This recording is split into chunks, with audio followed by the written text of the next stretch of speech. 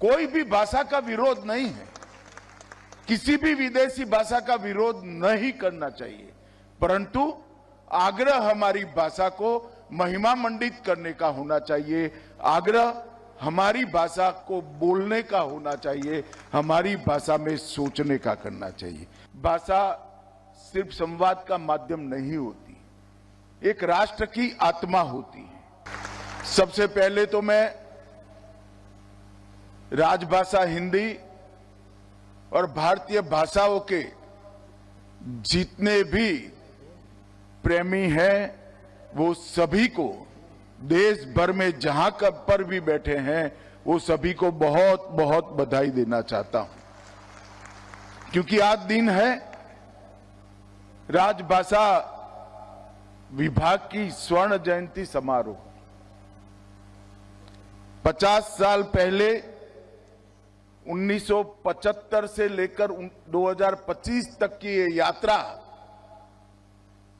जब भारत की आजादी की शताब्दी होगी, तब मुझे विश्वास है कि भारत के स्वाभिमान के पुनः जागरण के जितने भी प्रयास हुए हैं वो सभी प्रयासों के इतिहास में राजभाषा का नाम स्वर्णिम अक्षरों से अंकित कर दिया जाए। एक समय था जब राजभाषा विभाग की स्थापना हुई, उद्देश्य यह था कि हमारा प्रशासन हमारे देश के नागरिकों की भाषा में चले। देश का एक आम किसान, एक मजदूर, एक छोटा सा बच्चा और बड़े से बड़ा व्यक्ति समझ पाए, ऐसी भाषाओं में हमारा प्रशासन चलना चाहिए। और ये लोकतंत्र के मूल उद्देश्यों में शामिल है कि देश का प्रशासन देश के लोगों की भाषा में होना चाहिए। और एक प्रकार से भारत के आत्मसम्मान को जागरूक करने के लिए भी भारतीय भाषाओं का उपयोग प्रशासन में हो, ये बहुत जरूरी था, क्योंकि कोई भी देश अपनी भाषा छोड़कर अपनी संस्कृति, साहित्य, इतिहास और जीवन के संस्कार, समाज जीवन के संस्कार, उसको चिरंजीव नहीं रख सकता।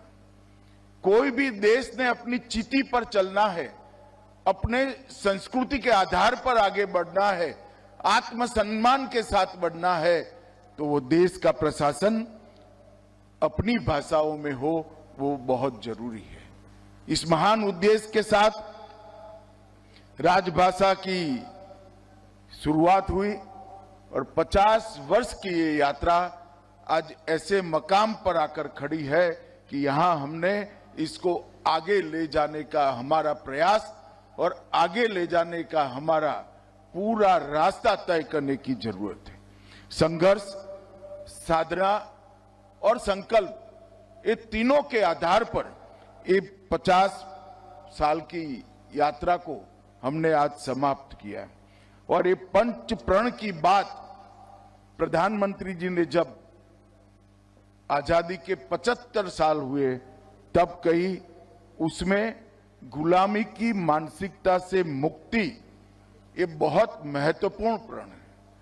और जब तक व्यक्ति अपनी भाषा का गौरव नहीं करता, अपनी अभिव्यक्ति अपनी भाषा में नहीं करता, अपनी सोच, विश्लेषण और निर्णय करने की क्षमता को अपनी भाषा में नहीं गढ़ता, हम गुलामी की भाषा से, गुलामी की मानसिकता से मुक्त नहीं हो सकते। कोई भी भाषा का विरोध नहीं है, किसी भी विदेशी भाषा का विरोध नहीं करना चाहिए, परंतु आग्रह हमारी भाषा को महिमा मंडित करने का होना चाहिए।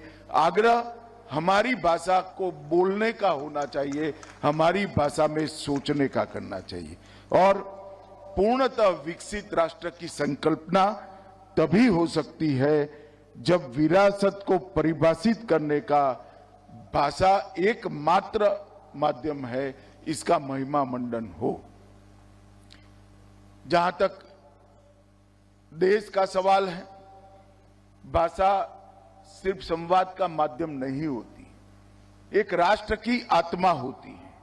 हमारी जड़ें, हमारी परंपराएं, हमारा इतिहास, हमारी पहचान और हमारी जीवन संस्कृति, ये सभी भाषा से कटकर आगे नहीं बढ़ा सकते। और भाषाओं को जीवंत रखना भी इतना जरूरी है और भाषाओं को समृद्ध करना भी इतना जरूरी है। ये सभी प्रयास हमने आने वाले दिनों में सभी भारतीय भाषाओं पर के लिए और विशेषकर राजभाषा के लिए करने चाहिए।